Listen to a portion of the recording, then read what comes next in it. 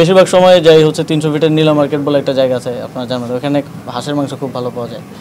তো ওইখানে হয়তো যাই 4-5 জন মিলে। তো আবার মাঝে মধ্যে ওইটা আবার বেশি ভোর হয়ে গেলে বন্ধ থাকে, তখন ওইদিকে ওয়েস্টার্নে যাওয়া হয়। তফসিলের আগের যেই বক্তব্যটা আমি দিয়েছি সেটা শুধু আমি আমার কথা বলি নাই, আমি বলছি যে যাদেরই রাজনীতি করার ইচ্ছা আছে সবাই শুধু হয়তো ইয়ার কারণে, পরিচিতি বেশি হওয়ার কারণে আমার বা মাহফুজ ভাই বা ছাত্র উপদেষ্টাদের কথা বলে থাকেন, কিন্তু এই সরকারে তো আরও অনেকে আছেন যাদের পূর্ববর্তী রাজনৈতিক পরিচয় আছে, এখনও হয়তো আছে এবং সামনেও রাজনীতি করবেন কিংবা নির্বাচনও করবেন। সরকারের বিভিন্ন জায়গায় হয়তো আরও অনেক এরকম আছেন।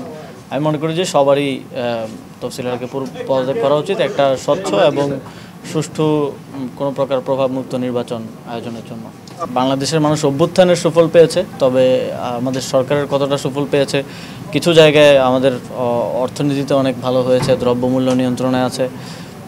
এর বাইরেও গণঅভ্যুত্থানের আকাঙ্ক্ষার জায়গা থেকে অনেক আকাঙ্ক্ষাই পূরণ হয়নি, আবার অনেক আকাঙ্ক্ষাই এই সরকার পূরণ করার চেষ্টা করেছে। এটা আসলে জনগণ মূল্যায়নটা করলেই সবচেয়ে ভালো মূল্যায়নটা আসবে বলে আমি মনে করি।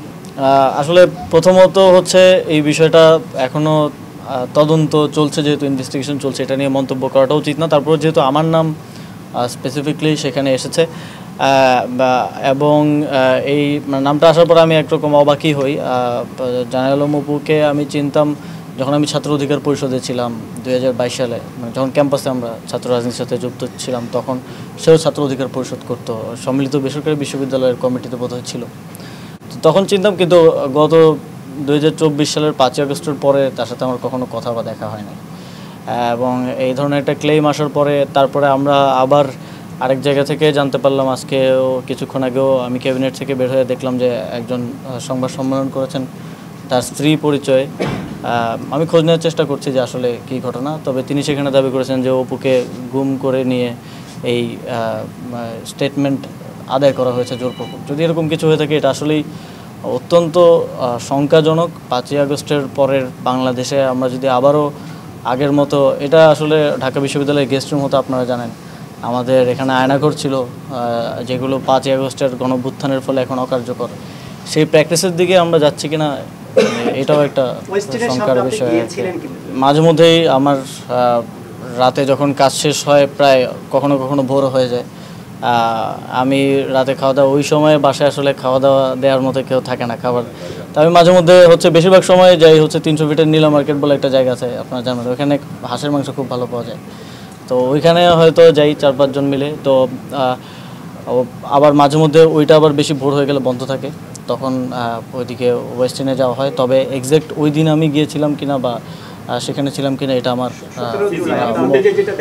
এখন দেখেন সিসিটিভি ফুটেজে হেলমেট পরা যে কাউকে যদি আমাকে বলে দাবি করা হয়, এটা কতটুকু আসলে বিশ্বাসযোগ্য বা কতটুকু, আমি এই বিষয়ে আর বেশি কিছু বলতে চাই না, কারণ এটা তদন্তের অধীনে একটা বিষয়, যেহেতু তারপরে অনেক কিছু বললাম, কারণ আমার বিষয়ে যেহেতু এলিগেশন আসছে আমি সেজন্য বললাম আর কি।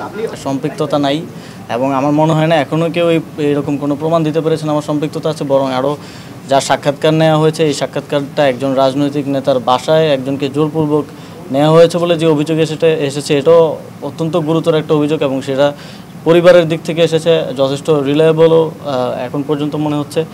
তো এর সাথে যে আমার সংশ্লিষ্টতার যেই কথা বলা হচ্ছে, এটা সম্পূর্ণ রাজনৈতিক উদ্দেশ্যপ্রণোদিত, এরকম অনেক কিছু আপনারাও ইতিপূর্বে দেখেছেন, আমরা সেগুলো ডিবাঙ্ক করেছি এবং এখন দেখছেন, সামনেও হয়তো দেখবেন।